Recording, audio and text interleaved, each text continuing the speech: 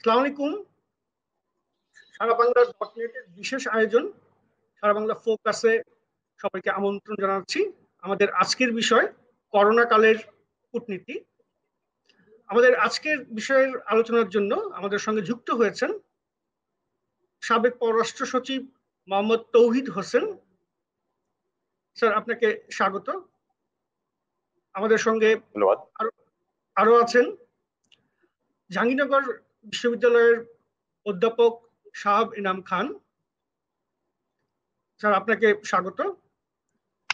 আমাদের সঙ্গে যোগ দেওয়ার কথা রয়েছে সাবেক পররাষ্ট্র সচিব এম শহীদুল হকের। হয়তো তিনি কারিগরি ত্রুটির কারণে একটু বিলম্ব হচ্ছে যুক্ত হতে।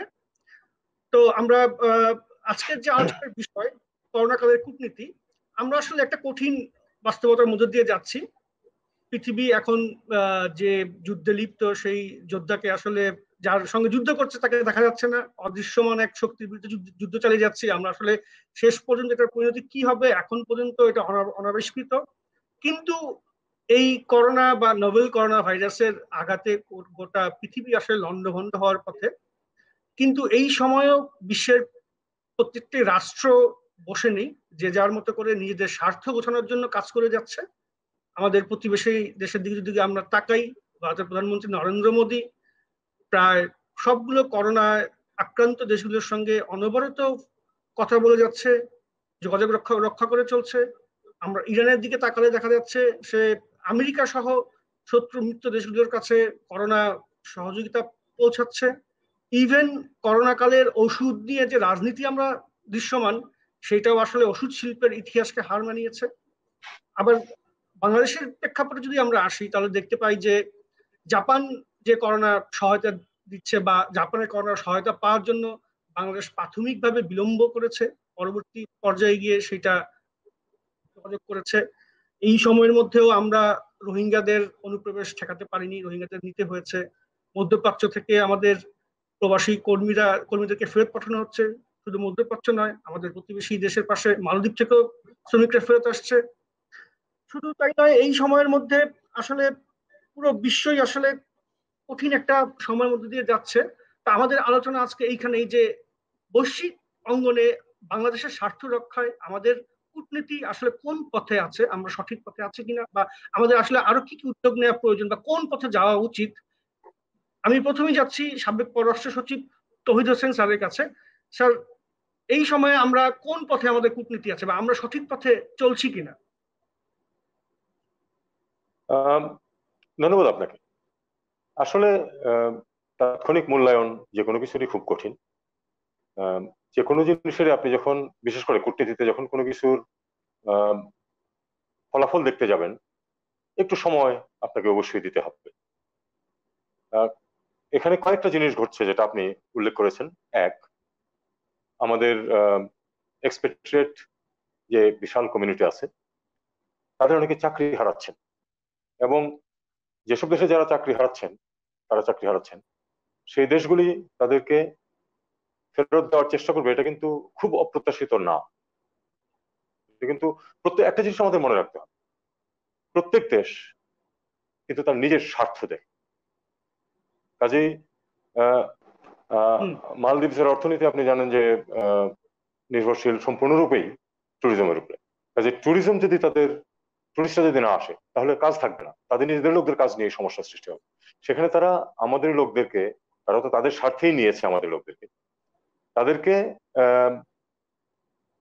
তারা নিজের স্বার্থেই তাদেরকে ফেরত পাঠানোর চেষ্টা করবে। কারণ এমপ্লয়মেন্ট নেই, বেতন যদি দিতে না পারে তাহলে আমাদের লোকেরাই বা সেখানে থাকবে কেন? একইভাবে মধ্যপ্রাচ্যের ক্ষেত্রে সে কথা প্রযোজ্য। কাজে এই বাস্তবতাগুলিকে মেনে নিতে হবে আমাদের। দ্বিতীয়ত হচ্ছে যে, যেহেতু আমাদের ইন্ডাস্ট্রি অনেকখানি বন্ধ হয়ে গেছে, সমস্ত পৃথিবীতেই ইন্ডাস্ট্রি অনেকখানি বন্ধ হয়ে গেছে, আমাদের তো সত্যিকার অর্থে মূল প্রোডাক্ট যেটা এক্সপোর্টের হলো একটা, সেটা হচ্ছে গার্মেন্টস। বিভিন্ন তার ধরেন ওভেন আছে বা অন্যটা আছে, কিন্তু গার্মেন্টস যেহেতু আমাদের প্রধান একটা এক্সপোর্ট, সেটা কোনো জরুরি প্রয়োজনীয় জিনিস কিন্তু অনেক ক্ষেত্রেই না। কাজেই এটার ইম্পোর্ট যারা করবেন তারা তো নতুন করে অর্ডার দিতে যাবেন, তাদের তো যদি বিক্রির সুযোগ না থাকে তাহলে সেটা করতে যাবেন না। এই দুটো বাস্তবতাই আমাদেরকে সবচেয়ে বেশি এফেক্ট করবে অর্থনৈতিক দিক থেকে। একটা হলো যে আমাদের এক্সপেট্রিয়েট ওয়েলফেয়ার, এক্সপেট্রিয়েট কমিউনিটি যারা যে টাকা পাঠাবেন সেটা এখন পর্যন্ত ঠিক আছে কিন্তু ঠিক থাকবে না। আর দুই হচ্ছে যে আমাদের এক্সপোর্ট বন্ধ হয়ে গেছে অনেকখানে, অনেকগুলি $3 বিলিয়ন বেশি ইতিমধ্যেই বাতিল হয়ে গেছে অর্ডার। তো এই দুটো জিনিসকে সামনে রেখে আমাদের কূটনীতিকেও কিন্তু এই দুটো জিনিসকে সামনে রেখে আগাতে হবে। আমরা যা চাইবো তাই যে হবে এমন কিন্তু মনে করার কোনো কারণ নেই, কারণ যেটা আমি প্রথমে বলছিলাম যে প্রত্যেক দেশই তাদের নিজেদের স্বার্থ দেখবে, আমরাও আমাদের স্বার্থ দেখবো। দেখে এই দুই ক্ষেত্রে আমাদের কাজ হবে যতটুকু পারা যায়। প্রথমত হলো যে আহ ক্ষতি যেটা হবে সেটাকে যতটুকু পারা যায় কমিয়ে রাখা, আর এর মাঝে যেগুলো সুযোগ সৃষ্টি হচ্ছে সেগুলিকে ব্যবহার করা। যেমন আম, একটা বড় সড়ো অর্ডার কিন্তু বেক্সিমকোর কাছে আছে মাস্ক সরবরাহ করার জন্য। পিপিপির জন্য কিন্তু পৃথিবীর বিভিন্ন দেশ বিভিন্ন খানে অর্ডার দিচ্ছে। এসব ক্ষেত্রে আমি বলবো যে শুধু আমাদের কূটনীতিকরাই যে সবকিছু করতে পারবেন তা না, ব্যবসায়ী সম্প্রদায়কেও কিন্তু এগিয়ে আসতে হবে। তারা শুধু শুধু যদি বসে থাকেন যে কখন সরকার ওই প্রণোদনা দেবে আর সেটা ওনারা নিয়ে লাভবান হবেন, শুধু যদি তাদের মাথায় এটা থাকে তাহলে কিন্তু চলবে না।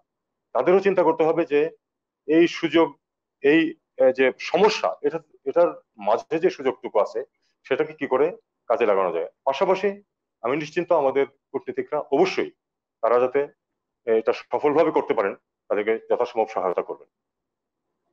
ঠিক ঠিক আছে স্যার, আপনার কথা অনুযায়ী আসলে এই এই সংকটকালে আসলে সবাইকে একযোগে কাজ করতে হবে, এটা সত্য। আপনি অনেক সুন্দর কথা বলেছেন যে আসলে প্রতিটি দেশ আসলে নিজেদের স্বার্থ রক্ষা করেই বিশ্বঙ্গনে কাজ করে যাবে। আমি যাচ্ছি অধ্যাপক শাহাব ইনাম খানের কাছে, যে স্যার আপনার অভিমত কি আসলে এই সময়ে আমরা কোন পথে হাঁটছি? আমার মনে হয়, ধন্যবাদ জিলানি। আমার মনে হয় তৌহিদ স্যার যেটা বললেন খুব গুরুত্বপূর্ণ অনেকগুলি বিষয় এনেছেন।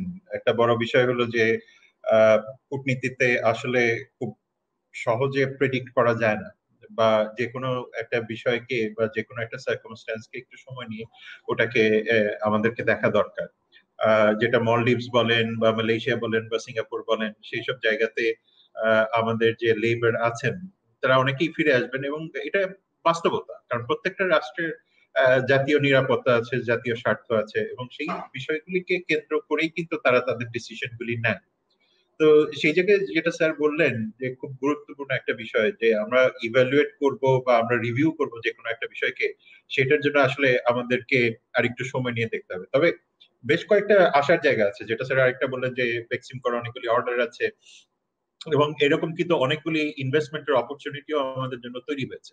সুতরাং এই জায়গাগুলিকে আমাদের এখন ট্যাপ ইন করতে হবে, সেটার জন্য একটা সমন্বিত পরিকল্পনা দরকার। স্যার একটা খুব ইম্পর্টেন্ট বিষয় কিন্তু এনেছেন, প্রাইভেট সেক্টরের রোল। এবং এই প্রাইভেট সেক্টরের রোলটা এই মুহূর্তে আমাদেরকে মানে অত্যন্ত গুরুত্বের সাথে রিভিউ করা দরকার। কারণ তাদের রোলটা কি হবে, প্রত্যেকবারই যে রাষ্ট্রের যে সব দায় দায়িত্ব তা না কিন্তু। কারণ এখন আন্তর্জাতিক সম্পর্ক বলেন বা আন্তর্জাতিক রাজনীতি বলেন, সেখানে কিন্তু প্রাইভেট সেক্টরের একটা বড় রোল আছে। ফলে আমরা এই ইভলভিং সিচুয়েশনে বলেন, ভ্যাকসিন বলেন বা আমাদের ইনভেস্টমেন্ট বলেন, আমাদের বাইল্যাটারাল রিলেশন, মাল্টিল্যাটারাল রিলেশনশিপ গুলো, এগুলো প্রত্যেকটাই কিন্তু একটা বড় রকমের পরিবর্তনের মধ্যে দিয়ে যাবে। যেমন একটা এক্সাম্পল যদি আপনি ধরেন যে গতকালকেই কিন্তু ইউরোপিয়ান এভিয়েশন সেফটি এজেন্সি একটা নতুন রিপোর্ট লঞ্চ করেছে। সেখানে কিন্তু তারা বলছে যে কোন কোন এয়ারপোর্ট গুলি গতকাল পর্যন্ত তারা রিভিউ করে দেখেছে যে অনেকটা লম্বা টাইমের জন্য নিরাপদ হবে না। তার মধ্যে যে শুধু বাংলাদেশ আছে তা না, এর মধ্যে মার্কিন যুক্তরাষ্ট্র আছে, এর মধ্যে কানাডা আছে, সিঙ্গাপুরের মতো রাষ্ট্রগুলিও আছে। সুতরাং আমাদের এই বিষয়গুলি আসলে খুব ঢালাও ভাবে চিন্তা না করে স্পেসিফিক্যালি কি কারণে কি ঘটছে সেগুলি আপনার ভাবা দরকার আছে। আপনি যেটা মলডিভস এর কথা বললেন, মলডিভস খুব ইম্পর্টেন্ট, কারণ মলডিভস এর 60%, অলমোস্ট 60% পপুলেশন হলো যে ফরেন লেবারের উপরে ডিপেন্ডেন্ট। সুতরাং তাদের যে ইকোনমির গ্রোথ, তাদের যে ডেভেলপমেন্ট আছে, সেগুলি আমাদের ফ্যাক্টর ইন করা দরকার ভবিষ্যতে, যাতে আমরা এই ধরনের শক না পাই, বা যেটা স্যার বললেন যে অনেক ক্ষেত্রে প্রত্যাশিত, এবং প্রত্যাশিত হলেও আমাদের কিন্তু অনেক ক্ষেত্রে প্রিপারেশনের জন্য শুধুমাত্র যে রাষ্ট্রের উপরে ভরসা করা, এইটার কিন্তু আর কোনো স্কোপ নাই। আপনি যদি দেখেন সেখানে কিন্তু এই যে 60% ফরেনার এমপ্লয়েড আছে, তার মধ্যে আবার মেজরিটি কিন্তু প্রাইভেট সেক্টরের মাধ্যমে ইনভলভ আছে, তাই না? আরেকটা বড় বিষয় যে প্রণোদনার বিষয়টা এসছে, তো এই প্রণোদনাটা যেহেতু $3 বিলিয়ন উপরে অলরেডি গার্মেন্টস সেক্টর থেকে চলে গেছে অর্ডার, এবং ভবিষ্যতে আরো হয়তো যাওয়ার সম্ভাবনা আছে। কিন্তু সেই জায়গাতেও কিন্তু শুধুমাত্র যে এটা মানে বাংলাদেশের ফরেন মিনিস্ট্রির দায়িত্ব তা না, এতে কিন্তু প্রাইভেট সেক্টরের দায়িত্ব আছে যে তারা কিভাবে প্রোডাক্ট ডাইভার্সিফাই করবে বা আপনার কিভাবে এক্সপোর্ট ডাইভার্সিফিকেশন হবে। সুতরাং সেই জায়গাতে ফরেন মিনিস্ট্রির সাথে আমাদের, আপনি শুরুতেই বলেছেন যে আসলে একটা সমন্বিত উদ্যোগ প্রয়োজন বা হ্যাঁ আমি সবার। ওটাই আসছি যে সমন্বিত বলতে যে শুধুমাত্র ইন্টার মিনিস্টেরিয়াল বা ইন্টার সেক্রেটারিয়াল কোঅর্ডিনেশন তা না, কিন্তু সেটাতে আমাদের যে চেম্বার গুলি আছে এমসিসিআই, যেটা স্যার খুব অ্যাপ্টলি ক্লিয়ারলি বললেন যে শুধুমাত্র এই প্রণোদনার খাতিরেই কি বাংলাদেশের ইনভেস্টমেন্ট বা বাংলাদেশের এক্সপোর্ট হবে কিনা। তো সুতরাং এগুলি আমাদেরকে ভাবনা চিন্তার মধ্যে রাখতে হবে, এবং এখানে শুধুমাত্র যে রাষ্ট্র সলিউশন দিবে তা তো না, সেইখানে প্রাইভেট সেক্টরের দায়িত্বশীলতার পরিচয় দিতে হবে। আপনি ঠিকই বলেছেন স্যার। আমি আবার যাচ্ছি তহিদ হোসেন স্যারের কাছে। আপনি যেটা বললেন যে আসলে বৈশ্বিক অঙ্গনে বা এই সময় প্রতিটি দেশ নিজের স্বার্থ দেখছে। মালদ্বীপ বা আদার জায়গা যেখানে আছে তাদের ওখানে যদি নিজেদেরই কাজ না থাকে তাহলে আমাদেরকে কাজ দিয়ে দিতে হবে, এটা আসলে চরম বাস্তব সত্য। কিন্তু এই বিষয়ে আমাদের পররাষ্ট্রমন্ত্রী বলেছেন যে যে শ্রমিকগুলো আমাদের এখানে কাজ করছে তাদেরকে যদি দেশে পাঠিয়ে দেওয়া হয় তাহলে অন্তত যাতে 6 মাসের একটা সময় দেয়া হয় এবং 6 মাসে তাদেরকে বেতন ভাতা দেওয়া হয়। এমন পরিস্থিতিতে এই বিষয়টা আসলে কতটুকু যুক্তিযুক্ত বা এই বিষয়ে আসলে আমাদের লিগ্যাল কোনো সাপোর্ট আমরা পাবো কিনা বা এটা আসলে কিভাবে সম্ভব হবে? আপনার শেষ প্রশ্নটা দিয়ে আমি শুরু করি। প্রথমত যে পররাষ্ট্রমন্ত্রী মহোদয় যেটা বলেছেন এটা খুবই প্রাসঙ্গিক। আমরা অবশ্যই চাইবো যে যদি ফেরত আসেও তাহলে যেন এটা একেবারে হঠাৎ করে সবকিছু এমন একটা পরিস্থিতির সৃষ্টি না হয়। তবে এখানে একটা কথা আছে কি, যদি কোনো দেশ চায়ও তবু এমন লজিস্টিক্স নেই যে সব মানুষকে একবারে তারা ফেরত পাঠিয়ে দিতে পারবে, এটা সম্ভব না। দ্বিতীয়ত যে সব মানুষেরই কিন্তু কাজ থাকবে না এমন না, অনেক মানুষের কাজ কিন্তু এই যে করোনা পরিস্থিতি এর মধ্যেও থেকে যাবে, তাদের নিয়ে সমস্যা কম হবে।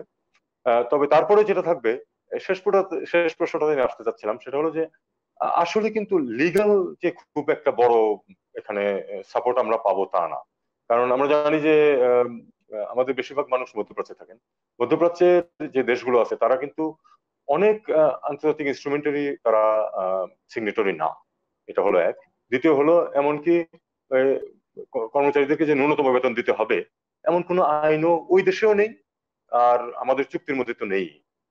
বস্তুত আমাদেরকে একটা জিনিস আমরা খুব ভালো করেই জানি যে এই দেশগুলোর মাথাপিছু আয়ের তুলনায় একজন শ্রমিককে যে বেতন দেওয়া হয় সেটা অবিশ্বাস্য রকমের কম। মানে যে কোনোখানে আপনি যদি সেরকম তুলনা করেন, আম, এবং সেখানেও কোনো কিন্তু আইনগত কোনো প্রোটেকশন নেই। এবং এই দেশগুলির আইনি ব্যবস্থা এমন যে যদি এমপ্লয়ার গিয়ে বলে যে আমার তো তাদেরকে বেতন দেওয়ার মতো কোনো পয়সা নেই, আমি কোত্থেকে দেবো, তখন কিন্তু তাদের যে আইনি ব্যবস্থা আছে তারাও কিন্তু একই কথা বলবে যে তোমাকে কাজ দেওয়া যাচ্ছে না, সে আয় করতে পারছে না, তোমাকে বেতন দেবে কোত্থেকে। একটা জিনিস যেটা হতে পারে, যেহেতু এই দেশগুলি প্রত্যেকটিরই বেশ আর্থিক সামর্থ্য আছে, আহ, পররাষ্ট্রমন্ত্রী যে কথাটা বলেছেন এটা আমরা তাদের সাথে অফিসিয়ালি অবশ্যই তুলতে পারি যে অন্তত পক্ষে তাদেরকে আপাতত সাপোর্ট দিয়ে যাওয়া। আর 6 মাসের পরে যে কি হবে তা তো বলা যায় না, 6 মাস পরে তো পরিস্থিতি অনেক উন্নত হতে পারে, 6 মাস পরে আমাদের পক্ষেও তাদেরকে সামাল দেওয়া অনেক সহজ হতে পারে। জি, শুনতে পাচ্ছি। হ্যাঁ, আচ্ছা, আপনি স্যার যে কথাটা বললেন যে আসলে এই যে মধ্যপ্রাচ্যে বা যে কোনো দেশের শ্রমিক পাঠানোর ক্ষেত্রে যে লিগ্যাল প্রসিডিউর গুলো আছে তার মানে এর মধ্যে অনেকগুলো গ্যাপ রয়ে গেছে, যেগুলো হয়তো আমরা নিজেরাই জানি যে যাই শ্রমিকটাকে পাঠাচ্ছি তার পূর্ণ অধিকার বা পূর্ণ পারিশ্রমিক বা পূর্ণ মর্যাদা রক্ষার জন্য যে লিগ্যালিটি গুলো থাকার কথা এগুলো আমরা আসলে জেনে শুনেই পাঠাচ্ছি। তো এই এই গ্যাপ গুলো কেন স্যার, একটু বলবেন? দুটো জিনিস আছে এখানে। এক হলো আমরা জেনে শুনে পাঠাচ্ছি, দ্বিতীয় হলো যে আমাদের এখান থেকে প্রচুর মানুষ যাচ্ছেন যারা আসলে আহ, খুব ফর্মালি তারা চাকরি নিয়ে যাচ্ছেন একটা নির্দিষ্ট বেতন বেতন কাঠামোর মধ্যে, এরকম না। অনেকেই অন্যান্য ভাবে গিয়ে ওখানে উপস্থিত হয়ে তারপরে চাকরি নিয়েছেন, তাদের বেতন তাদের সুযোগ সুবিধা সবসময় অত্যন্ত কম। আমি দীর্ঘদিন থেকে একটা কথা বলতাম যে যেটা অনেকখানি আমি মনে করি এখনো সঠিক, সেটা হলো যে আমাদের এখান থেকে শ্রমিকরা ওখানে যে যান তারা যে ওখানে গিয়ে সমস্যা পড়েন, সেই সমস্যার কমপক্ষে 2/3 বাংলাদেশেই তৈরি হয়। এই সমস্যাগুলো নিয়েই তারা যান। কারণ একটা জিনিস আমাদের মনে রাখতে হবে, নেপালি শ্রমিকদের নিয়ে তো এই কথা ওঠে না যে তারা ওখানে গিয়ে বিভিন্ন কার্যকলাপে তারা কি আমাদের চেয়ে অনেক বেশি ভালো মানুষ অথবা আমরা কি খুব খারাপ মানুষ। আমাদের যে মানুষগুলি যায় তারা খুব সাধারণ, বেশিরভাগই গ্রামের সিম্পল মানুষজন। সমস্যা যেটা হয় সেটা হলো তারা এমন এক্সরবিটেন্ট একটা দাম দিয়ে যান এবং ওখানে গিয়ে দেখেন যে তাদের বেতন এত কম যে তার তখন মাথা খারাপ হয়ে যায়। আসলে সত্যি কথা বলি, তাদের মাথা খারাপ হয়ে যায়। আমি এটা আমার ব্যক্তিগত অভিজ্ঞতা, আমি জানি বলে বলছি। আমি দেখেছি যে অনেকে একেবারেই মানে উদ্ভ্রান্ত হয়ে যান ওখানে গিয়ে, যে উনি যে পয়সা খরচ করে এসেছেন সেটা তার 2 থেকে 3 বছরের বেতনের সমান। তার কন্ট্রাক্ট হল 2 বা 3 বছর। উনি কখন সেই টাকা উসুল করবেন, কখন উনি তার নিজের খাবারের ব্যবস্থা করবেন, তার পরিবারের খাবারের ব্যবস্থা করবেন? এই সমস্যাগুলো যদি আমরা আপনি তো এখানে সমস্যা করতে না পারি। হ্যাঁ, আপনি তো দীর্ঘদিন সরকারি কাঠামোতে কাজ করেছেন এবং আমি যতটুকু জানি একজন সরকারের একদম ন্যূনতম পর্যায়ের একজন কর্মকর্তা সহ সবাই এই প্রবলেমগুলো জানে। বা এই যে আপনি যেটা বললেন যে যাওয়ার আগে আমাদের দেশেই অনেক প্রবলেম হয়, বা এই সম্প্রতি 26 জন বাংলাদেশিকে লিবিয়াতে যেভাবে আসলে হত্যা করা হলো, তো এই জিনিসগুলো বন্ধ করার জন্য আসলে আমরা কি সরকারিভাবে একদমই পারি না, বা সরকারিভাবে এই জিনিসগুলো মানে বন্ধ করার রাস্তা কি, বা কেন আসলে এই বিষয়ে আমরা পদক্ষেপ নেই না? আপনার অভিজ্ঞতা কি বলে? আহ এটা আমি যদি এক লাইনে যদি বলি তাহলে হচ্ছে এই যে, আহ সাহাব আমার সাথে একমত হবেন কিনা জানি না, সেটা হলো যে আহ, আমরা যে জিরো জিরো টলারেন্স কথাটা যে প্রায় ব্যবহার করি, এটা বাস্তবে প্রয়োগ করতে হবে। দেখুন, অপরাধ পৃথিবীর সব দেশেই ঘটে। অপরাধীর শাস্তি হচ্ছে কিনা এটা হলো গুরুত্বপূর্ণ। অপরাধী যদি শাস্তি না হয় তাহলে কিন্তু অন্যরা অপরাধে লিপ্ত হতে সাহস পায়। কমপক্ষে গত 30 বছর যাবত বা 25 বছর যাবত আহ, যারাই এই আহ, এই লোক পাঠান বাইরে, তাদের যে সংগঠন থাকে তাদের মধ্যে খুবই ক্ষমতাশালী, রাজনৈতিকভাবে ক্ষমতাশালী কেউ না কেউ থাকেন, যে কারণে তাদেরকে কিছুই করা যায় না। আমি সৌদি আরবের রাস্তায় লোক পেয়েছি যাকে সিম্পলি ওখানে নিয়ে গিয়ে ছেড়ে দেওয়া হয়েছে। মানে সত্যিকার অর্থে তাকে চাকরি দিয়ে নিয়েই যাওয়া হয়নি, কিন্তু সে কিন্তু পুরোপুরি 2.5 লাখ 3 লাখ 3.5 লাখ টাকা দিয়ে গেছে। আমি অনেক আগের কথা বলছি। কিন্তু কিছুই করা যাবে না কেন? কারণ উনি তখনকার সরকারের খুবই ঘনিষ্ঠ একজন ক্ষমতাশালী মানুষ। সবসময় দেখা গেছে কেউ না কেউ এরকম থাকেন, যে কারণে তাদের বিরুদ্ধে কোনো ব্যবস্থা নেওয়া যায় না। ব্যবস্থা যদি নেওয়া না যায় তাহলে এটা কোনোদিন ইমপ্রুভ করবে না। কারণ আপনি জানেন যে আমাদের ওই যে মানব পাচারের যে গ্রেডিং, তাতে কিন্তু আমরা খুব খারাপ অবস্থায় আছি। এবং এটা যদি এই যেটা ইম্পিউনিটি জিনিসটা যদি না থাকতো তাহলে কিন্তু এটাকে অবশ্যই নিয়ন্ত্রণ করা যেত। আমরা কটা অভিযোগ আসছে আর কটা সেটা আমরা বিচার করছি, এটা আমাদেরকে হিসাব করে দেখতে হবে। একেবারে 26 জন মানুষ গুলি খেয়ে মরেছে, এই কারণে এটা নিয়ে আলোড়ন হচ্ছে। এবং আমরা আশা করব, আমরা সত্যি সত্যি আশা করব যে আসলেই এটার এবার একটু হয়তো গড়া ধরে টান দেওয়া হবে এবং সত্যি সত্যি যারা অপরাধী তাদের কিছু বিচার হবে। তবু এইটা 100% এইটা নিশ্চিন্ত হওয়া সম্ভব না। এটা আমরা আশা করব। এর আগে গত 1-2 বছর আগে যখন ভূমধ্যসাগরে নৌকাডুবিতে প্রচুর মানুষ মারা যাচ্ছে, তখনও এরকম আয়োজন গর্জন আমরা দেখেছি, কিন্তু আসলে এটা সাময়িক। আমাদের অভিজ্ঞতা যেটা বলে 2 দিন পার হয়ে গেলে এটা মানুষ ভুলে যায়। কিন্তু আপনার কথা যতটুকু আমরা বুঝলাম যে এটার সঙ্গে আসলে রাষ্ট্রযন্ত্র জড়িত থাকে, এই মানুষগুলোর বিপদের জন্য রাষ্ট্র নিজেও দায়ী এক হিসেবে। আমি আহ, জাস্ট আমি হ্যাঁ, এভাবে আমি জিলানি আমি এভাবে বলতে চাই না এটাকে রাষ্ট্রযন্ত্র কথা না। ব্যাপারটা হলো যে শেষ পর্যন্ত ক্ষমতা তো মানুষ প্রয়োগ করে, হুম, এবং তার মধ্যে কিছু মানুষ, ক্ষমতাশালী মানুষ যখন যদি অন্যায়ের দিকে যায় তখন কিন্তু সিস্টেমের মধ্যে সমস্যা দেখা যায় এবং তখন তাদের বিচার করা খুব কঠিন হয়ে যায়। এখানেই আমি মনে করি যে যেটা বলা হচ্ছে যে কোনো ধরনের কোনো কাউকে ছাড় দেওয়া হবে না, সেটা যেন বাস্তবে প্রয়োগ করা হয়। তাহলে কিন্তু এগুলো কমে আসবে, শেষ হয়ে যাবে না। অপরাধ মানে থাকবে বিচারটা পৃথিবীতে, নিশ্চিত করতে হবে, অন্যায় ন্যায় থাকবে, কিন্তু বিচারটা, জাস্টিসটা। হ্যাঁ ধরা পড়লে শুনুন, বিচার হলেও অপরাধ হয়, হবে তারপরেও। কিন্তু যখন বিচার হবে এবং বিচারটা ইমপ্লিমেন্ট করা হবে কারো ক্ষমতার দিকে না তাকিয়ে, তখন কিন্তু অপরাধ প্রবণতাটা কমবে উৎসাহ এবং পাবেন। অপরাধের হ্যাঁ, পরিমাণ কমে আসবে।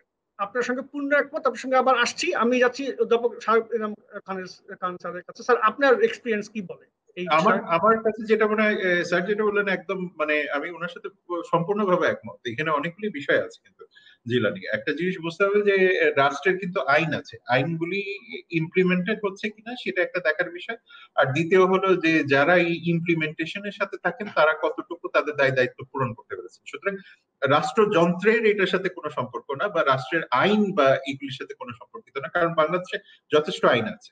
আপনি যদি দেখেন যে মানে বায়রা যেটা সাধারণত মানে এই এই মানে রিক্রুটমেন্টের সাথে জড়িত, তাদের কিন্তু মানে ম্যাক্সিমাম লিগাল পারমিশন যেটা তারা দিয়ে রেখেছে যে বিদেশে যেতে হলে কত টাকা খরচ হতে পারে, সেটা হলো $1235 ম্যাক্সিমাম।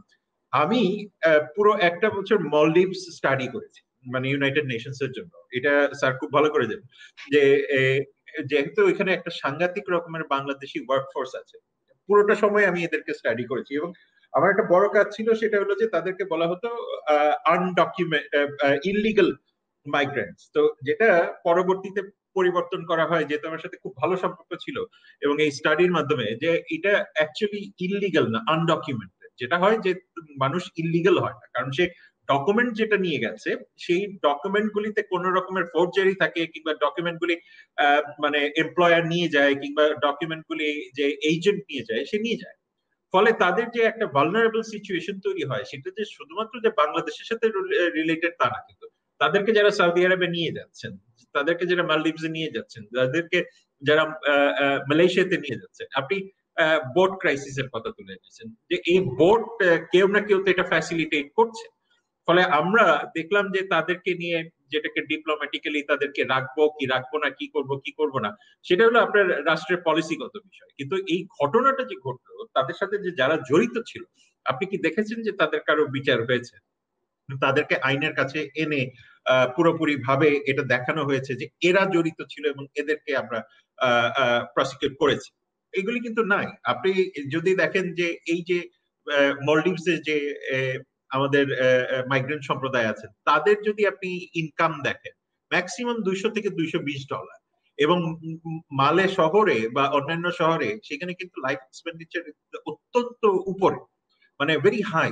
তো সেই সব জায়গায় এই যে $220-230, সেখানে যদি সে $1 থেকে $150 শুধুমাত্র তার থাকা খাওয়া যায়, এবং সেই থাকা খাওয়া কিন্তু মানে নর্মাল থাকা খাওয়া না, অ্যাবসলিউটলি মানে বিলো পভার্টি লেভেলের খাওয়া দাওয়া। তো সেইখানে যে তারা খাওয়া দাওয়া করে যে টাকাটা তারা জমায়, সেই যে তাদের যে $3000, $4000, $5000 দিয়ে তারা যাচ্ছেন, সেই টাকাটা তাদেরকে মানে দেশে ফেরাতে অন্তত পক্ষে 3 থেকে 4 বা 5 বছর সময় লেগে যায়। সুতরাং এইখানে যে অর্থনীতিটা আছে, এবং যে মলডিভস থেকে আমাদেরকে লেবারদেরকে পাঠিয়ে দিবে, বা মালয়েশিয়া থেকে আমাদের লেবারদেরকে, এটা একটা সিগনিফিকেন্ট সংখ্যক কিন্তু পাঠায় না, কারণ তারাও জানে যে তাদের অর্থনীতি এটার উপরে ডিপেন্ডেন্ট। একসময় বলা হতো যে নর্থ ইস্ট ইন্ডিয়া বা ভারতে বাংলাদেশের মাইগ্রেন্টরা গিয়ে শেষ করে ফেলছে, কিন্তু আপনি যদি অর্থনীতি দেখেন, সেই অর্থনীতির জায়গায় কিন্তু এটার কোনো রেশনাল নাই, কারণ তাদের দেওয়ার জন্য যে কস্ট বা অন্যান্য বিষয়াদি থাকে, সেটা কিন্তু মানে খুব একটা ফিজিবল না। তবে আমরা যখন আর্গিউ করতাম, মানে ভারতের সাথে অন্তত এই জায়গাতে আর্গুমেন্টটা থাকে যে এইখানে যে শুধুমাত্র যে আমার লেবার ওখানে যাচ্ছে সেটা না, তোমার প্রাইভেট সেক্টর তাদেরকে কেন এমপ্লয় করে? কারণ প্রাইভেট সেক্টর এমপ্লয় করে কারণ যদি $10 এই $6 দিতে হয় মানে তাদের লেবারকে, বাংলাদেশ থেকে যদি একটা লেবার যায় তাকে হয়তো $2 $3 দিতে পারে। কিন্তু বাংলাদেশের যে অর্থনৈতিক প্রবৃত্তিটা হয়েছে, সেখানে কিন্তু এই টাকাটা তাদের জন্য খুব কম, সুতরাং সেখানেও মাইগ্রেশন হয় না। তো মাইগ্রেশনটা কোথায় হচ্ছে? যেখানে আপনাকে মিসলিড করা হয়। মিসলিডটা কিভাবে? আপনি যেটা লিবিয়াতে দেখলেন যে তারা গেলেন কিভাবে, সেখানে কি রাষ্ট্রের হাত আছে? রাষ্ট্রের আইনের কোনো হাত নেই, সেখানে প্রয়োগের জায়গাটাতে প্রবলেম আছে। অর্থাৎ কেউ না কেউ এই পুরো বিষয়টার সাথে এজেন্ট বলেন, ওখানে যারা তাদেরকে নিবে এবং তাদেরকে যারা রিসিভ করবে, এই পুরো একটা সিন্ডিকেট র্যাকেট কাজ করে। আমি ভারতে কাজ করি, আইনের বিষয়গুলো আসলে বাস্তবিক। হ্যাঁ, আমি ভারতে কাজ করেছি, এবং ভারতের মুম্বাইতে যে বড় বড় স্লামস গুলি আছে সেখানে বসে বসে, তো সেইখানে যে বাংলাদেশি যারা ট্রাফিক হয়েছে, তাদের যে ট্রাফিকিং এর প্রসেসটা, সেই ট্রাফিকিং এর প্রসেসটার সাথে যে একটা বড় অর্থনীতি জড়িত, এবং সেই অর্থনীতিগুলির মধ্যে যারা জড়িত আছে তাদেরকে কিন্তু আমরা কখনো দেখি না যে আপনি একটা মানে লিগাল অ্যাকশনের মধ্যে নিয়ে আসছেন। দুই একটা হয়তো জরিমানা করেন, কাউকে ব্ল্যাক লিস্টেড করেন, সে আবার নতুন নাম নিয়ে আবার চলে আসে, ইত্যাদি ইত্যাদি ইত্যাদি। তো এগুলি হলো আমাদের পলিটিক্যাল ইকোনমি। এই পলিটিক্যাল ইকোনমির জায়গাগুলিতে আমাদেরকে অনেক কাজ করতে হবে। সুতরাং সেইখানে ফরেন মিনিস্ট্রির যে জায়গাটা থাকে সেটা হলো ওয়েলফেয়ার বা রিপ্যাট্রিয়েশন বা মানে এক্সট্রাডিশন বা ইত্যাদি যে কাজগুলি থাকে। কিন্তু আপনি যাকে পাঠাচ্ছে, এবং আমাদের মধ্যে যে অ্যাওয়ারনেস ক্রিয়েট করা যে লিবিয়াতে এখন যাওয়ার কি জাস্টিফিকেশন আছে, কিংবা ইটালিতে আপনি কি করে যাবেন, ইটালির ইকোনমি তো নিজেই ধ্বংসের পথে আছে। ধ্বংসের পথে বলতে আমি বোঝাচ্ছি যে ইকোনমি রিসিডিং, রাইট? সো আপনি যদি স্পেনের ইকোনমি দেখেন, সেই সব জায়গায় আপনার লেবার যারা যাবেন, যে টাকাটা খরচ করে যাবেন, যে প্রসেসে খরচ করে যাবেন, সেটা যে অ্যাকচুয়ালি এফেক্টিভ না, কস্ট এফেক্টিভ না, এই বিষয়গুলি মানুষের সামনে তুলে ধরাটা খুব জরুরি। সেই জায়গাগুলিতে আমাদের বড় বড় রকমের ঘাটতি রয়ে গেছে। আমাদের এই ঘাটতিগুলো ফিল আপ করতে হবে।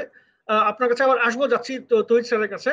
স্যার, এই সময়ের মধ্যেও আমরা দেখতে পাচ্ছি যে লকডাউন আমরা বলছি সাময়িক ছুটি, কিন্তু এই সাময়িক ছুটির মধ্যে যেখানে এভিয়েশন বন্ধ, বিমানবন্দর থেকে কোনো যান চলছে না, কিন্তু সুস্থ সামর্থ্যবান ব্যক্তিরা কি বলে এটাকে এয়ার অ্যাম্বুলেন্সে চড়ে দেশ থেকে যাচ্ছে, এরকম ঘটনা ঘটেছে, আপনি হয়তো দেখেছেন মিডিয়াতে। এইটাকে আপনি কিভাবে মূল্যায়ন করছেন? এইখানে পররাষ্ট্র মন্ত্রণালয়ের দায় দায়িত্ব কতটুকু? এটা কিন্তু আপনি পররাষ্ট্র মন্ত্রণালয়কেও দায়ী করতে পারেন না, আমাকেও জিজ্ঞেস করাতে আমার কোনো অর্থ হয় না। কারণ আহ, দেশ থেকে কে কিভাবে বেরোবে না বেরোবে সেটা হচ্ছে প্রথমত হোম মিনিস্ট্রি, অর্থাৎ ইমিগ্রেশন ডিপার্টমেন্ট, এবং এয়ারপোর্টের কাজ। যদি এমন কেউ বেরিয়ে যান যার আসলে যাওয়া উচিত না, যে তাকে দেশে আটকানোর দায়িত্ব। যাচ্ছে ওই দেশের ভিসা বা ওই দেশের ল্যান্ডিং পারমিশনের জন্য তো পররাষ্ট্র মন্ত্রণালয় যোগাযোগগুলো করে। এটা আমি খুব ভালো জানি না, কারণ সিভিল এভিয়েশনের মাধ্যমেই তো এটা হওয়ার কথা। আমি এ সম্বন্ধে আমার খুব ভালো নলেজ নেই। আহ, যদি কোনো একমাত্র কোনো ভিভিআইপি ফ্লাইট যদি যায়, তখন প্রোটোকল থেকে সেটার রুট পারমিট ইত্যাদি ব্যবস্থা করা হয়। এছাড়া আমি জানি না ঠিক ওই মেডিকেল কারণে এয়ার অ্যাম্বুলেন্স কিভাবে যায়, সেটা তো নর্মালি আপনার সিভিল এভিয়েশন হয়ে যাওয়ার কথা। তবে এই ব্যাপারে যেহেতু আমি সুস্পষ্টভাবে জানি না কিভাবে হয়েছে, এই নিয়ে আমি কোনো কমেন্ট করতে চাই না।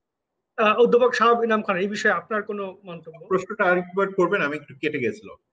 এই সুস্থ লোকগুলো দেখা যাচ্ছে এই সাময়িক ছুটির মধ্যে দিয়ে যখন যেখানে সবকিছু বন্ধ, সেখানে এয়ার অ্যাম্বুলেন্স ভাড়া করে দেশ থেকে বেরিয়ে যাওয়ার ঘটনা ঘটেছে। এই বিষয়টাতে আপনি কিভাবে মূল্যায়ন করছেন? এটা এটা শুধুমাত্র বাংলাদেশের সমস্যা। প্রথম কথা হলো যে যে রাষ্ট্রগুলিতে যাচ্ছেন তারাই কতটুকু তাদের দায় দায়িত্ব পালন করে, তাই না? এখানে একটা বড় কোয়েশ্চেনটা থাকে যে আপনার ভিসা থাকতেই পারে, আপনি অসুস্থ দেখাতেই পারেন, এবং সেইটা ইভ্যালুয়েট করার দায় দায়িত্ব তো বাংলাদেশ সরকারের যেরকম কিছুটা আছে অবশ্যই, কারণ এখানে ইমিগ্রেশন আছে যেটা হোম মিনিস্ট্রির আন্ডারে, এখানে আপনার আহ, আহ, বাকি সিভিল এভিয়েশনের দায় দায়িত্ব আছে, ইত্যাদি ইত্যাদি অনেক রকমের মেকানিজম আছে। কিন্তু আপনি যদি চিন্তা করে দেখেন যে মানে একটা মানুষ সে সুস্থ কি অসুস্থ, সেটা তো ডিটারমাইন করার কথা তাদের ইমিগ্রেশনে এবং তাদের পলিসির সাথে। সুতরাং আপনাকে কে ভিসা দিচ্ছে, কাকে ভিসা দিচ্ছে, কিভাবে ভিসা দিচ্ছে, সেটা তো বাংলাদেশ সরকারের বিষয় না। এটা এটা একদম ক্লিয়ার।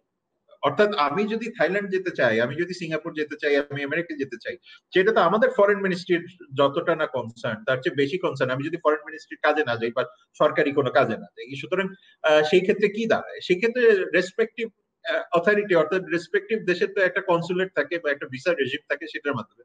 সুতরাং আমার মনে হয় যে এইসব জায়গাগুলি আমাদের একটু হাইলাইট করার প্রয়োজন আছে। কারণ আমরা বারবার বলি যে বাংলাদেশের মানি লন্ডারিং রেজিমের মাধ্যমে টাকা পয়সা সাইফন হয়, বাট সাইফন হয়ে যে দেশটাতে যায় সেই দেশেরও তো একটা দায় দায়িত্ব।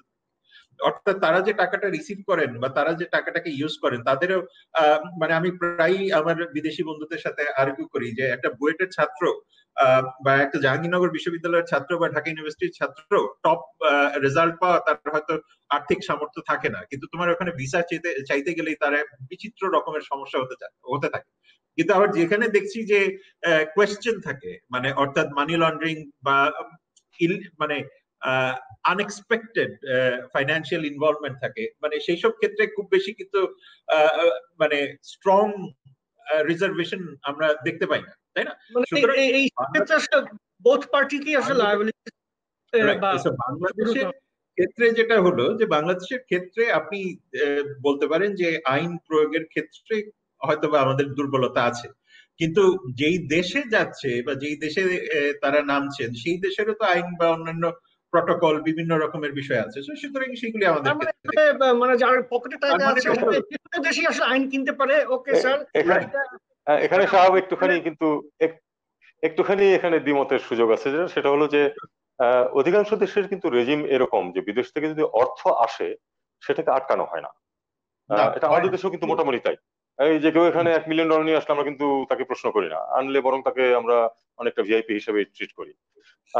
আজকে থেকে যদি আপনি 30, 40, 50 বছর আগের কথা বলেন, তখন তো এটা একেবারে সমস্ত পৃথিবীতেই কোনো সমস্যাই ছিল না। সুইস ব্যাংকগুলির মূল কাজই ছিল যে অপরাধীদের অর্থ খুব সুন্দরভাবে রেখে দেওয়া গোপনীয়তার সাথে।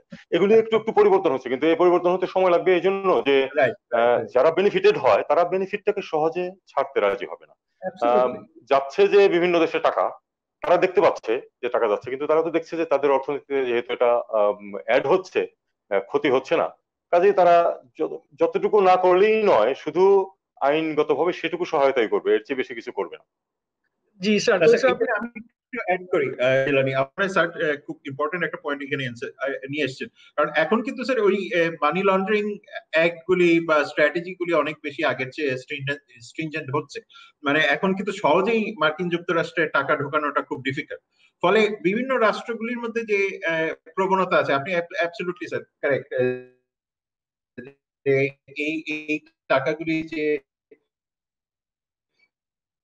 রাষ্ট্রগুলিতে যায়, স্বাভাবিকভাবে আমি যদি $1 বিলিয়ন নিয়ে যাই, তাহলে হয়তো বেশিরভাগ দ্বিমত পোষণ করবে না। কিন্তু কোয়েশ্চেনটা থাকে যে এই টাকাগুলির ক্ষেত্রে মানে যে মানি লন্ডারিং এর আইনগুলি থাকে বা যে ফ্রেমওয়ার্ক গুলি থাকে, সেই ফ্রেমওয়ার্কের জায়গায় অন্যান্য রাষ্ট্রগুলি এথিক্যালি নিশ্চুপ থাকেন কিনা। তো মার্কিন যুক্তরাষ্ট্রের ক্ষেত্রে অন্তত এটুকু বলতে পারি যে বেশিরভাগ ক্ষেত্রেই তারা কিন্তু একটা স্ট্রং, মার্কিন যুক্তরাষ্ট্রের মতো অধিকাংশ দেশ কিন্তু মার্কিন যুক্তরাষ্ট্রের মতো নয়। আমি আপনাকে এটুকু বলতে পারি যে জার্মানির মতো একটা পরিষ্কার দেশেও কিন্তু পদ্ধতি আছে যেভাবে টাকা ঢুকানো যায়। কারণ আমি শুনেছি এরকম কাহিনী যে 2-3 জায়গায় পরিবর্তন হয়ে আস্তে আস্তে কয়েক জায়গা হয়ে আসে টাকাটা, বিভিন্ন থার্ড ওয়ার্ল্ড দেশ থেকে যায়, সরাসরি যায় না, ফাইনালি আসে মনে করেন হয়তো লুক্সেমবার্গ থেকে, তার আগে লুক্সেমবার্গে আসে আরেক জায়গা থেকে, এভাবে 3-4 জায়গা ঘুরে যখন আসে, আস্তে আস্তে আস্তে আস্তে এটা মানে যারা মানি লন্ডারার, এটা যাদের ব্যবসা এবং পেশা, তারা এই পথগুলি চেনে এবং এভাবেই কিন্তু কানাডার মতো জায়গাতে বা ইউরোপের মতো জায়গাতে, সিঙ্গাপুরের মতো জায়গাতে টাকা পয়সা চলে যাচ্ছে। অবৈধকে বৈধ করে ফেলে আসলে বিষয়টা। আমরা এটাও জানি যে পৃথিবীর বৃহৎ অর্থনৈতিক দেশগুলো আসলে ব্ল্যাক মানিকে এক ধরনের হোয়াইট করে তারা করেছে। যাই হোক, আমরা অনুষ্ঠানের শেষ পর্যায়ে চলে এসেছি। তহিদ স্যারের কাছে যাব। 1 মিনিটে আপনার যদি কোনো পরামর্শ থাকে এই দুর্যোগকালীন সময়ে আমাদের করণীয় সম্পর্কে। আসলে পরামর্শ এরকম তো কিছু নেই, তবে আমি মনে করি যে শুরুতে যেটা দিয়ে করেছিলাম যে সবার এক ধরনের সমন্বয় লাগবে। ব্যবসায়ী শ্রেণীকে খুবই একটা গুরুত্বপূর্ণ ভূমিকা এখন পালন করতে হবে। আমরা জানি যে প্রচুর অনিয়ম হয়েছে বিভিন্ন সময়ে, কিন্তু এই সময়টাতে আমি চাইবো যে সবাই যেন একটু দেশের স্বার্থটা দেখেন এবং সেই অনুযায়ী যেন কাজ করেন, যে যেভাবেই হোক আমাদের তো অর্থনীতিকে খাড়া করতে হবে এবং আমাদের এক্সপোর্ট মার্কেট, আমাদের এক্সপেক্টেডদের মার্কেট, এগুলিকে ধরে রাখতে হবে। যতভাবে পারা যায় সবাই যেন ব্যাপারে সহায়তা করেন, এটাই আমার কামনা। অধ্যাপক শাহাবুল ইসলাম খান, আপনার আমার মনে হয় যে মানে স্যার তো এটা সামারাইজ করে দিলেন। এইখানে আমার মনে হয় যে 2-3টা বিষয় চট করে মাথায় রাখা দরকার। একটা হলো পাবলিক অ্যাওয়ারনেস। পাবলিক অ্যাওয়ারনেসে বা পাবলিক কমিউনিকেশনের ক্ষেত্রে আমাদের যথেষ্ট দুর্বলতা আছে, এবং আমরা প্রায়ই দেখি রেটরিক, মিসপারসেপশন বা মানে মিস ইনফরমেশন দিয়ে অনেক রকমের ভ্রান্ত ধারণা তৈরি হয়। সেই জায়গাগুলি দেখা দরকার। আর আইনের প্রয়োগ, মানে বাংলাদেশে আইনের প্রয়োগের বাইরে কোনো কিছু করা সম্ভব, এটা একদম মুদ্রা। অর্থাৎ মানে স্ট্রিক্টেস্ট পসিবল ইমপ্লিমেন্টেশন অফ ল, সেটা ট্রাফিক বলেন আর হিউম্যান ট্রাফিকিং বলেন আর রাস্তায়, ঢাকার রাস্তায় ট্রাফিকিং বলেন, যে কোনো কিছুতে এই আইনের যে পর্যন্ত পূর্ণাঙ্গ প্রয়োগ এবং কালচার অফ ইম্পিউনিটি আমাদের কমবে না, সেই পর্যন্ত আসলে আমরা অনেক কিছুই আলোচনা করতে থাকি।